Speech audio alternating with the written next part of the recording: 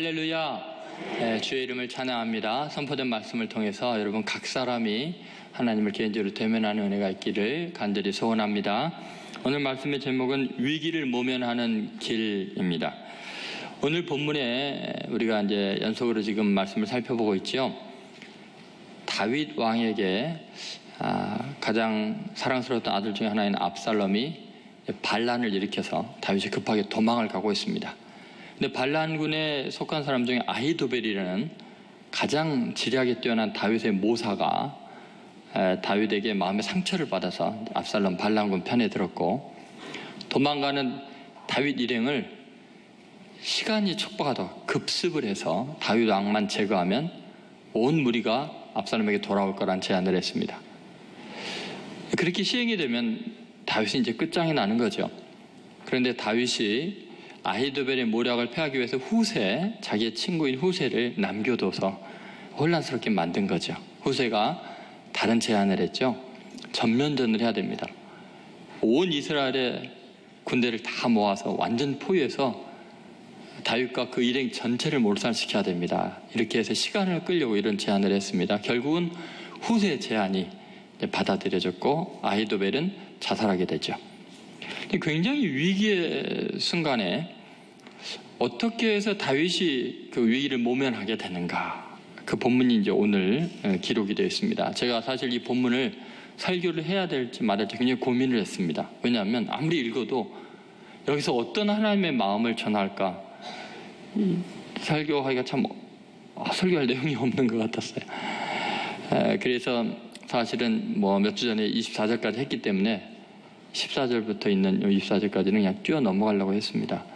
그런데 하나님 앞에서 하나님의 말씀을 내 생각에 별로 별 볼 일 없을 것 같다고 뛰어넘으면 안 될 것 같아서 휴가 중에 다음 설교할 거 다 준비해놓고 다시 본문을 봤습니다. 그래서 결국은 이 속에 하나님의 아주 놀라운 은혜가 있구나, 하나님의 말씀이 있구나를 생각해서 말씀을 전하게 됩니다. 우리 인생에 위기는 다 오게 됐죠. 위기가 있는 줄도 모르고 넘어가기도 하고요, 위기에 절박하게 하나님께 매달려서 위기를 넘기기도 합니다. 여러분, 국가적인 위기, 지금 우리가 상상할 수 없을 만큼 깊은 위기 속에 있죠. 그런데 그 전에도 이미 한 20여 년 전부터서 위기 상황이 계속됐어요. 전 세계에서 가장 호전적인 적을 바로 맞대고 있고요, 전 세계에서 지정학적으로 가장 이슈가 될 만한 나라죠. 세계 열강이 다 포위하고 있는 나라입니다.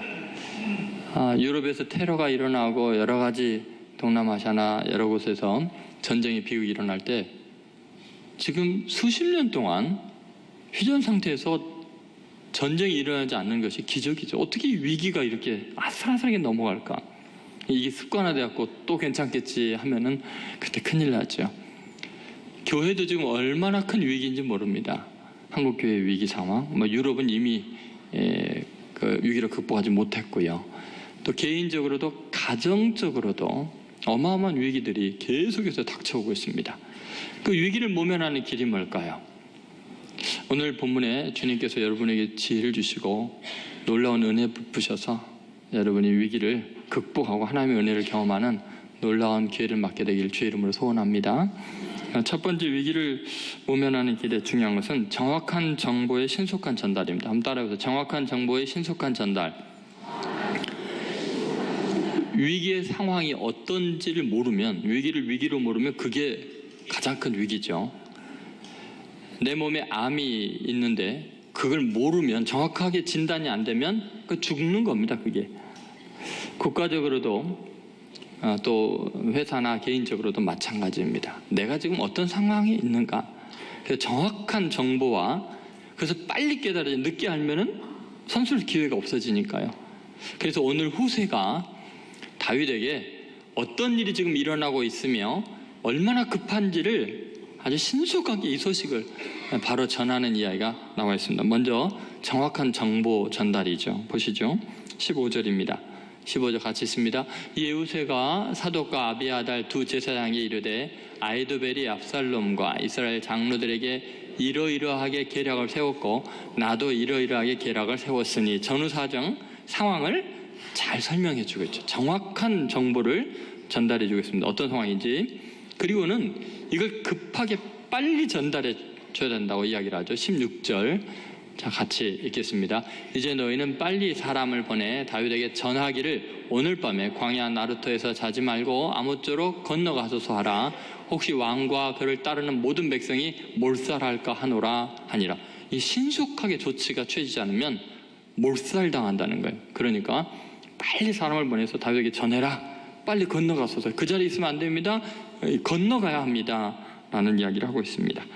여러분, 후세는 자기의 전략이 먹혀들였음에도 불구하고 이 상황을 급하게 빨리 전달하게 됩니다. 여러분, 중요한 것은 우리가 어떤 상황에 있고 얼마나 위급한지를 소식을 빨리 알아듣는 것이 제일 중요해요. 예를 들어서요, 삼국사기에 나오는 고구려의 대무신왕의 셋째 아들은 호동왕자와 낭랑왕, 그 최리의 딸 낭랑공주의 사랑 이야기가 지금까지 저는 내려오죠. 얼마나 이게 감동적인 이야기인지 만화로도 나왔고요. 그리고 게임으로 나오고요. 뮤지컬로 나옵니다. 지금까지. 도대체 그 핵심 주제가 뭐냐? 호동 왕자가 너무 이제 잘생겨서 이제 아버지가 이름을 호동이라고 지어준 거죠. 그리고 이제 낭랑 지역 쪽을 이렇게 여행을 하다가 낭랑 왕 최리의 눈에 띄었는데 너무 인물이 건축하니까 데려다가 사위수로 삼은 거예요. 그리고 이제 다시 호동은 고구려로 갔겠죠. 근데 호동이 사람을 보내서 최리의 딸 낭랑 공주에게 지금 무고에 가서, 그러니까 무기고에 가서 거기에 있는 나팔과 북을 다 날카로운 칼로 찢으라고 합니다.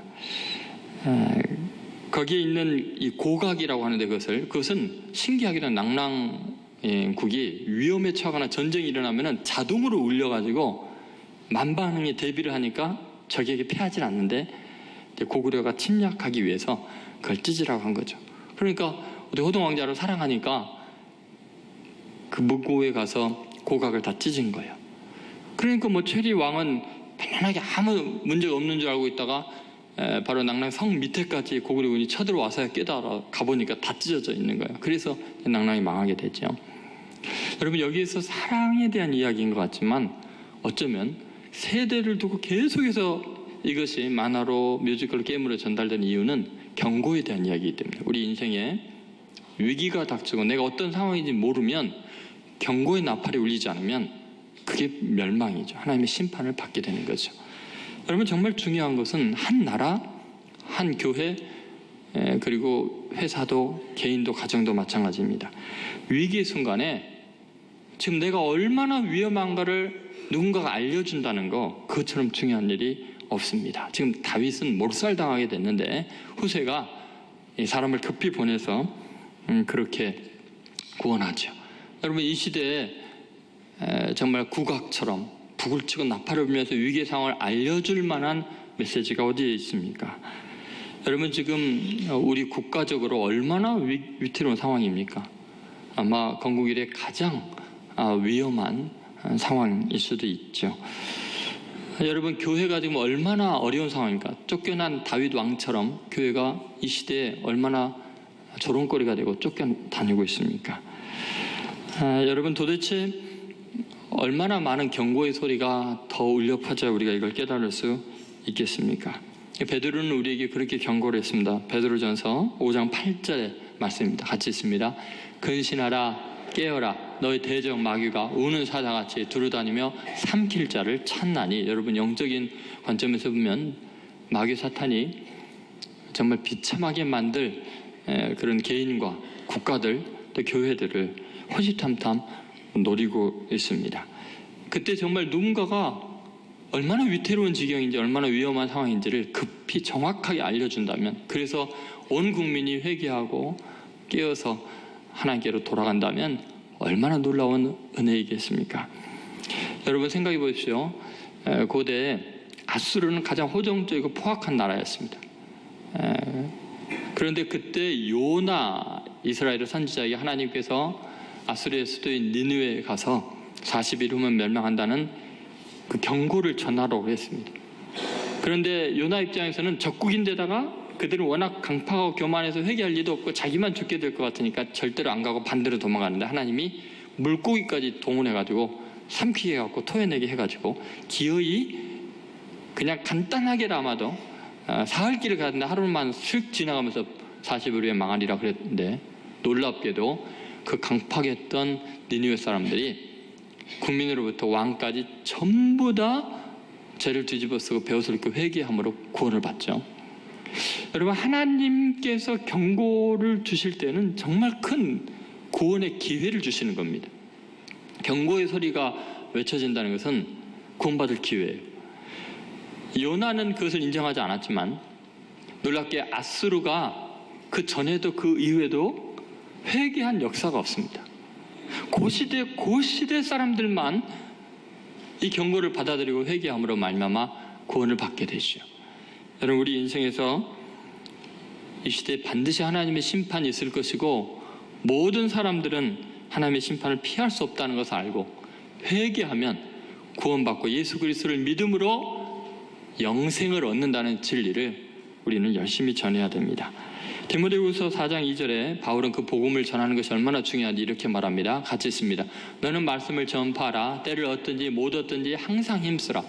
범사의 오래 참과 가르침으로 경책하며 경계하며 권하라 그랬어요. 여러분 자녀에게, 여러분 주위에 있는 사람들에게 하나님 앞에 회개하지 않으면 우리는 멸망당할 수밖에 없다는 것을 경고하고, 또 주 예수를 믿음으로 영원한 구원을, 아무리 큰 죄인이어도 느느웨보다 더 큰 죄인도 구원받을 수 있다는 것을 속히 전해야 합니다. 예수님은 땅끝까지 이르러 내 증인이 되라고 말씀하셨습니다. 여러분, 이 시대에 너무나 많은 사람들이 전 세계적으로 불필요한 고난을 당합니다. 왜냐하면 지금 이미 구원이 이루어졌고 하나님의 놀라운 자녀된 권세를 얻었고 영생을 얻은 삶인데, 이 땅에서 짧은 생에 물질에 얽매이고 서로 죽이고 권세를 잡으려고 애를 써도 그것이 허망한 것을 사탄에게 사로잡혀 있으니까 몰라요. 그 사탄의 권세로부터 자유케 되고 죄사함의 확신과 하나님 자녀의 그 영광을 맛보게 해줘야 합니다. 그것을 모르면 자유케 되는데도 마치 며칠을 굶주린 개처럼 서로 물고 뜯을 수밖에 없는 거죠. 복음을 몰라서 이런 비극이 진행이 된 겁니다. 제 아버님과 말씀을 나누다가 며칠 전에 그런 이야기를 들었어요. 일제시대 때 저희 할아버님이 거의 영양실조로 돌아가시기 직전에 해방에 대해서 간신히 미음을 먹고 살아날 수 있었다는.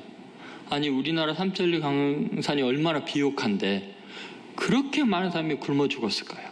어디 일제시대에 그런 일이 있었을까? 너무나 많은 사람이 굶어 죽은 거예요. 몸이 약하니까 면역력이 약해지고 또 쉽게 질병에 죽게 되고. 나중에 알고 보니까 이게 밭이나 논에서 나오는 게 없어서가 아니고 공출을 당한 거예요. 각 집집마다 어마어마한 양의 공출을 일제가 다 해가니까 먹을 게 없으니까 굶어져. 열심히 농사져도 다 빼앗기는 거예요. 그게 나라 빼앗긴, 주권을 잃어버린 민족의 서러움이겠죠. 제 아버님이 한 15살 정도 때 해방을 맞게 됐는데, 해방 며칠 전에 공출 때문에 그 어린 나이에, 15살도 안 되는 어린 나이에 그 공출을 준비하려고 이 칡하고 그 넝쿨, 칡 뿌리를 공출로 준비를 해야 된대.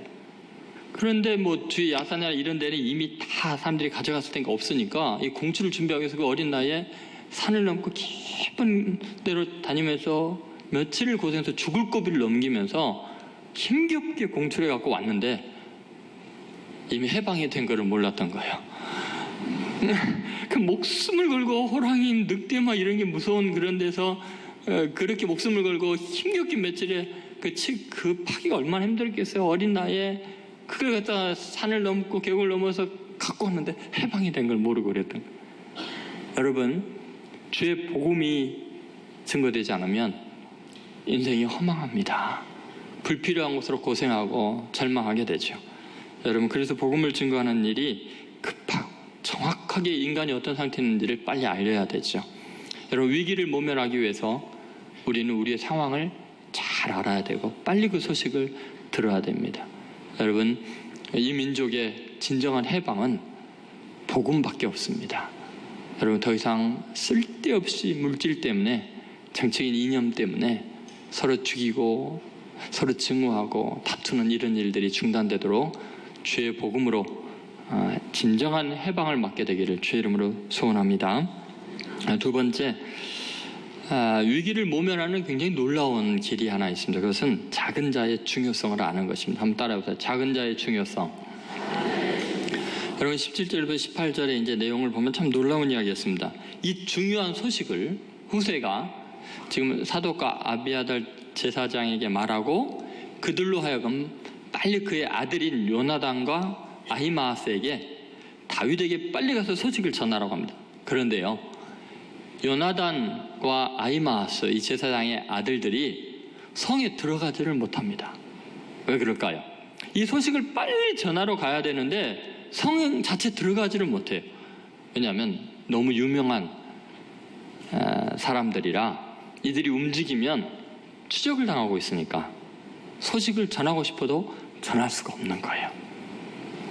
그래서 쓰는 방법이 뭐냐면 이들의 그 노예인 여종을 사람들이 알지 못하는 무명의 사람, 천대받는 사람, 아무도 존재감을 인정하지 않는 별 볼 일 없는 여종을 통해서 다윗과 요나단, 아히마아스 사이에 소식을 오가게 해서 다윗이 피할 수 있는 길이 열리게 되는 거예요. 여러분 생각해 보십시오. 놀랍게 우리는 위기의 순간에 힘있고 돈 있고 권력 있는 사람들이 우리를 구원하는 게 아니고 어쩔 때 보면요, 정말 아무런 도움이 안 될 것 같은 사람들이 결과적으로 나를 구원하는 하나님의 사람으로 쓰임받는 거죠. 여러분, 예수님 당시에 그 유명했던 사람들 중에 예수님의 제자들이 있었습니다. 이미 마음으로 예수님을 믿은 사람이 있었어요. 그 중에 유명한 사람이 부자 아리마대 사람 요셉이라는 사람이. 그런데요, 평생 예수님을 존경하면서도 예수 믿는다는 말 한마디 못하고 숨어서 지냅니다. 왜요? 자기가 예수 믿는다고 하면 당장에 출교를 당하고 그 어마어마한 재물 다 빼앗기게 되니까요. 그리고 니고데모라는 이스라엘의 스승이고 공회의원이었던 유명한 사람도 예수님의 제자에서 밤에 와서 예수님께 말씀을 배웠지만 티를 못 냅니다. 복음을 한마디도 전하지 못합니다. 그런데 여러분, 놀랍게도 예수님 주위에 있던 어부들과 세리마테, 창기였던 막달라 마리아, 이런 사람들은 만나는 사람마다 복음을 전합니다.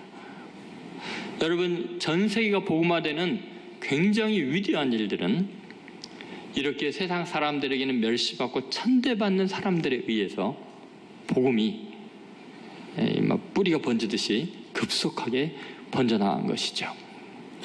여러분, 예수님의 부활의 놀라운 소식을 가장 먼저 전한 사람은 창기였던 막달라 마리아였습니다.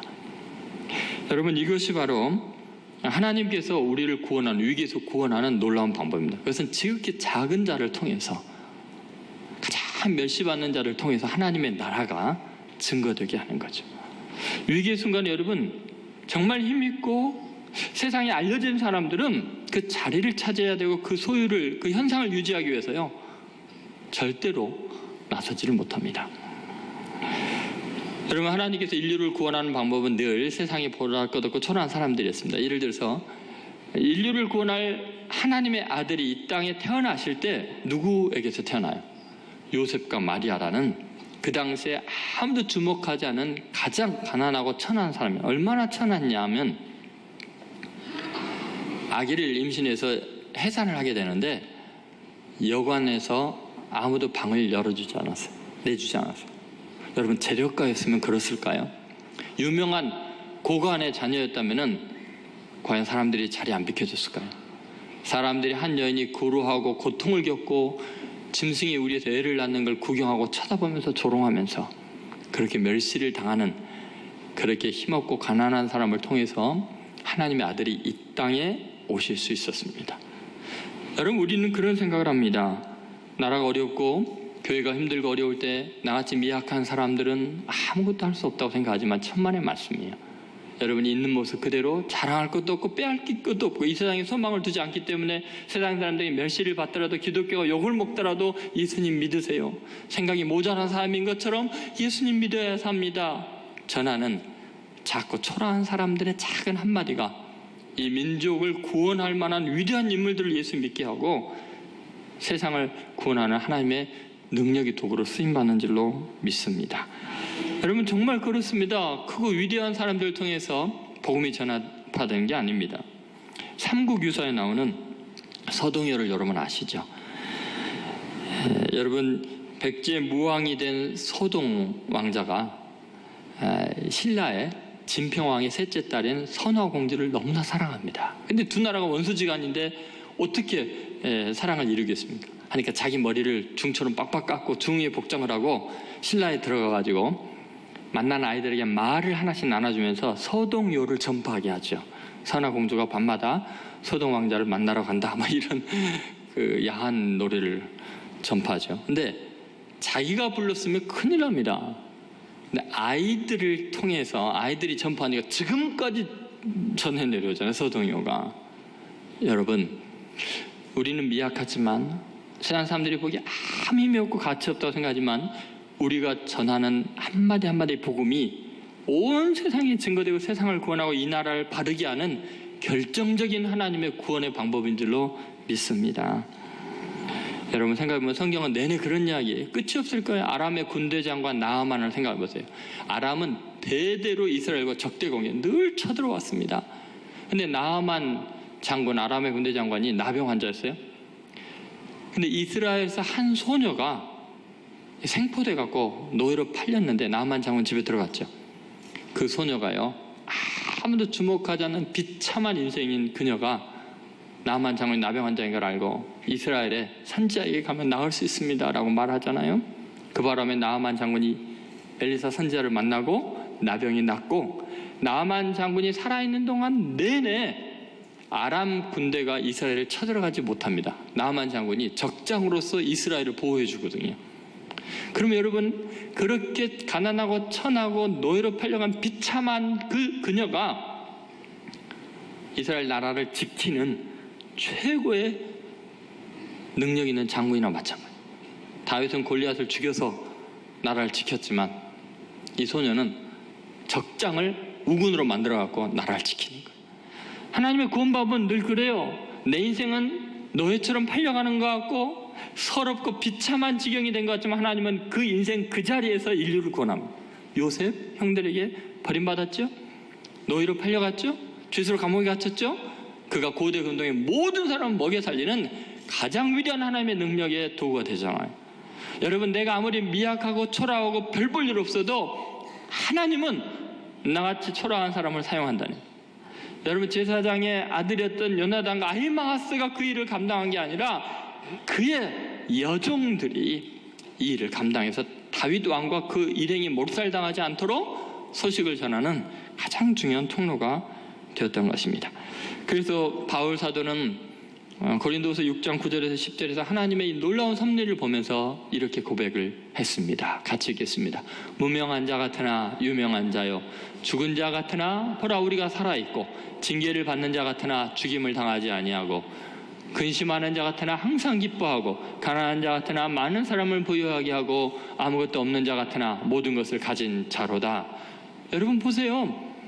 요나단과 아히마아스의 여종을 누가 행복한 사람이라고 했겠어요? 노예로 살고 있는 그 불쌍한 여인들, 근심하고 가난하고 아무것도 없는 자 같지만 다윗 왕과 그 일행들을 구원하는 가장 위대한 일에 쓰임받지 않습니까?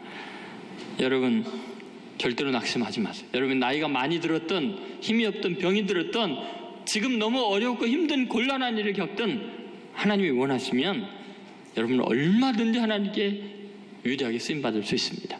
여러분, 인생의 위기, 회사와 교회와 국가적인 위기를 구원하는 결정적인 역할은 작은 자들이 하는 거예요. 여러분 믿습니까?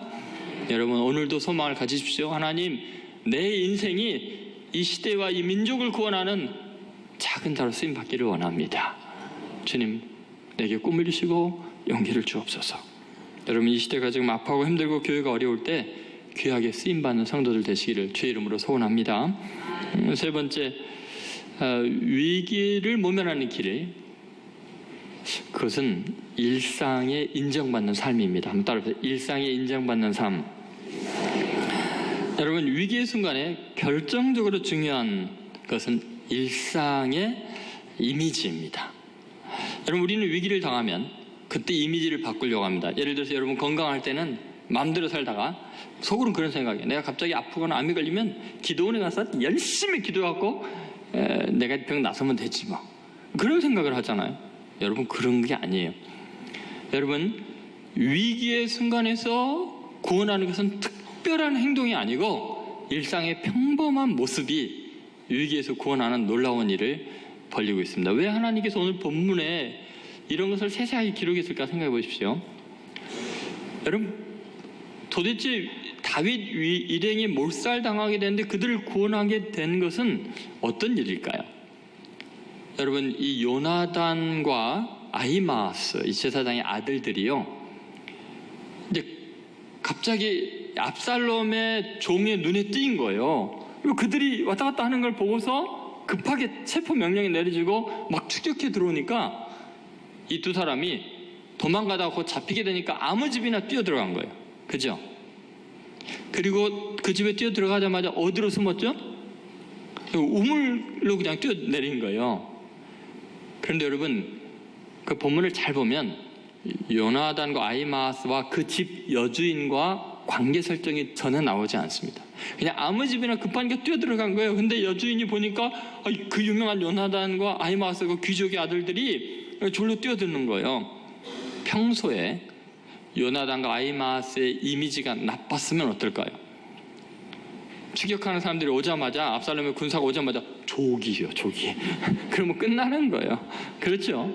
그런데요, 주인에게 이야기도 안 하고 뛰어들어갔는데 여주인이 딱 보니까 이 요나단과 아히마아스, 그 고매한 귀공자들, 너무 사랑이 많고 겸손하고 백성을 위한 저분들이 급한 일이 있나 보다 하니까 자기가 알아서 시키지도 않고 부탁도 안 했는데 막 곧 군사 발자국 소리 나는데 덮개를 덮고 찍은 곡식을 거기다 얹어놓고 어디 갔냐, 봤느냐? 그랬더니 왜? 저쪽으로 가던데요.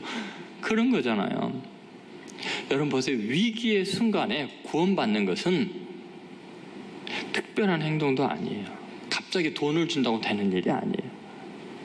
권력이 있다고 되는 게 아니에요.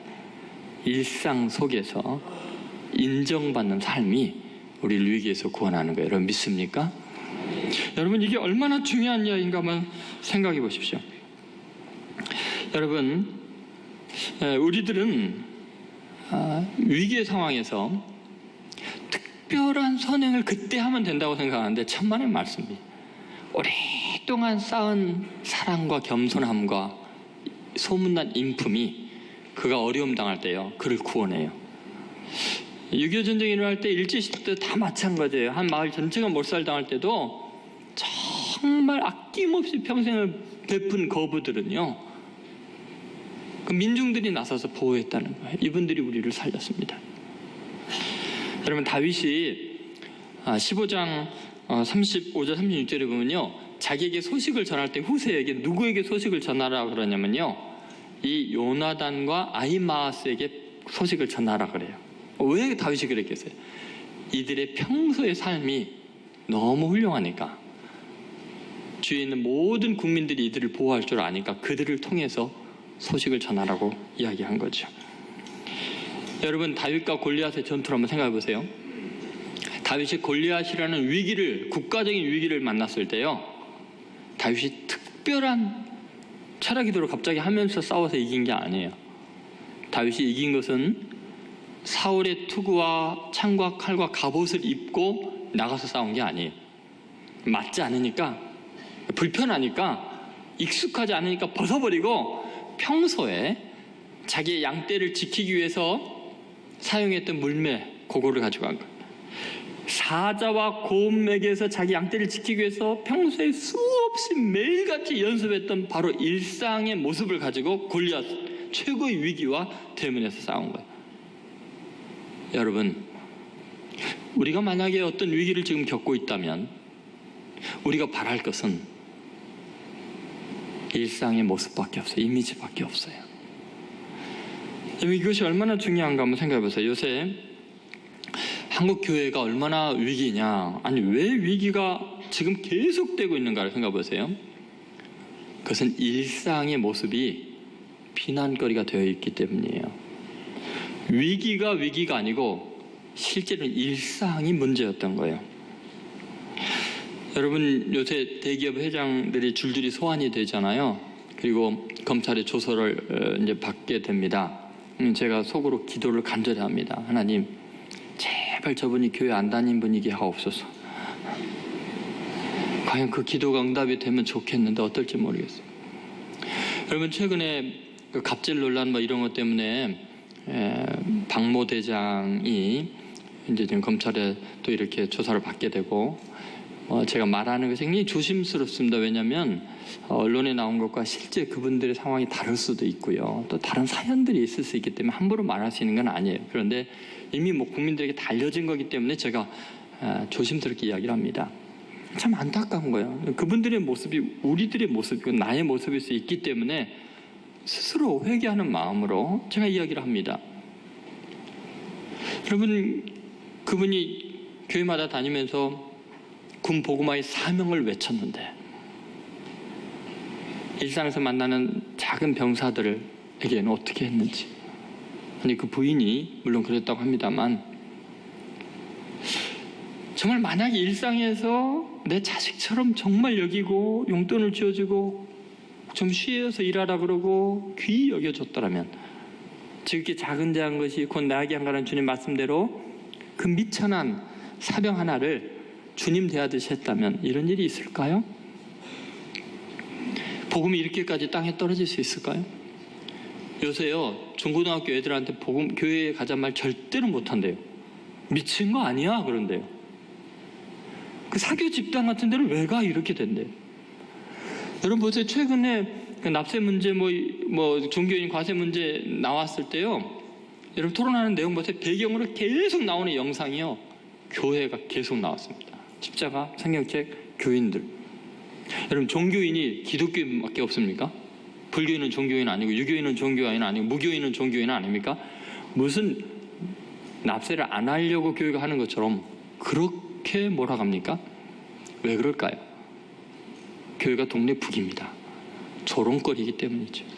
그럼 왜 이렇게 됐을까요? 여러분, 위기가 위기인 이유는 일상이 엉망이었기 때문이에요. 복음으로 구원받고 은혜 받아놓고 지 성질대로 기질대로 행동한 거예요. 복음을 전파하면서 교회 나오라 그러면서 갑질하고 아주 교만할 대로 교만한 거예요. 하나님의 일을 한다고 해서 지독할 대로 이기적이고요. 하나님이 내게 복 주셨기 때문에 다 내가 움켜줘야 된다 생각하고, 내 것이라고 생각하고, 내가 이만큼 누리고 나는 하나님께 사랑받는 자니까 니네들 내게 엎드려라는 식이죠. 복음을 외치면서 인격이 비복음화되어 있어요. 기질을 탓하지 마세요. 내 성질이라고 말하지 마세요. 회개하지 않으면 위기를 자초합니다. 하나님의 심판을 받게 됩니다. 내가 예수님의 은혜가 아니면 살 수 없는 죄인이라는 걸 인정한다면 어떻게 교만합니까? 어떻게 사람을 차별할 수 있습니까? 한국교회 위기는 이 나라의 위기로 직결됩니다. 모델이 없어지면요, 세상이 싸움판이 됩니다. 엉망이 됩니다. 바라볼 대상이 없어져 있잖아요. 여러분, 이러한 시대에 하나님께서는 우리에게 다시 회개하라고 말씀하십니다. 여러분, 진정한 의미의 해방이라는 것은, 광복이라는 것은 내 자신의 교만함과 이기심으로부터 해방이 되어야 진짜 해방이 되는 겁니다. 아직도 사탄의 사슬에 얽매여 있으면서 자유대한민국으로 할 수 있습니까? 서로 죽이고 미워하고, 정치 노선이 다르다고, 경제적인 수준이 다르다고, 입장이 다르다고 그렇게 죽일 듯이 달려들면서 우리가 과연 사탄에 얽매였을 때 해방된 존재입니까? 여러분, 다시 한번 하나님 앞에 우리 나아갑시다. 위기에서 우리를 구원하는 것은 일상의 사랑이고 겸손이고 거룩입니다. 회개해야 합니다. 다시 일상을 가꾸어 나가야 됩니다. 다시 거룩한 사랑의 사람들로 인정을 받지 않으면 우리는 하나님의 나라를 위기로 몰아넣는 또 다른 장본인이 될 뿐이죠. 그럼 이 나라 희망 없습니다. 오늘 위기를 모면하는 길에 대해서 세 가지 이야기를 했습니다. 첫 번째는 뭐였죠? 정확한 상황 파악과 신속한 전달이에요. 여러분, 지금 우리의 형편이, 이 나라가 어떤 형편인지 정확하게 알아야 돼요. 지금은 회개해야 할 때이고 하나님의 은혜를 다시 갈망해야 할 때입니다. 두 번째는 뭐죠? 네, 작은 자를 중요시 여겨야 돼요. 결국은 그들의 마음과 그들의 상태가 우리를 구원하는 거예요. 그럼 이 나라와 민족이 정말 하나님 앞에 구원받으려면 가장 보잘것없는 사람을 최고로 소중히 여기고 귀히 대접하고 사람 취급을 할 줄 아는 나라가 되어야 돼요. 세 번째는 뭐죠? 일상에 인정받는 삶이에요. 일상이 착해야 돼요. 착한 그리스도인이 되세요. 사랑 많은 사람이 되세요. 그래서 위기의 순간에도 온 나라 사람들이 한국교회를 보호하는 그런 날이 속히 왔으면 좋겠어요. 그렇게 위기를 모면하는 한국교회와 이 민족과 여러분 되시기를 주의 이름으로 축원드립니다.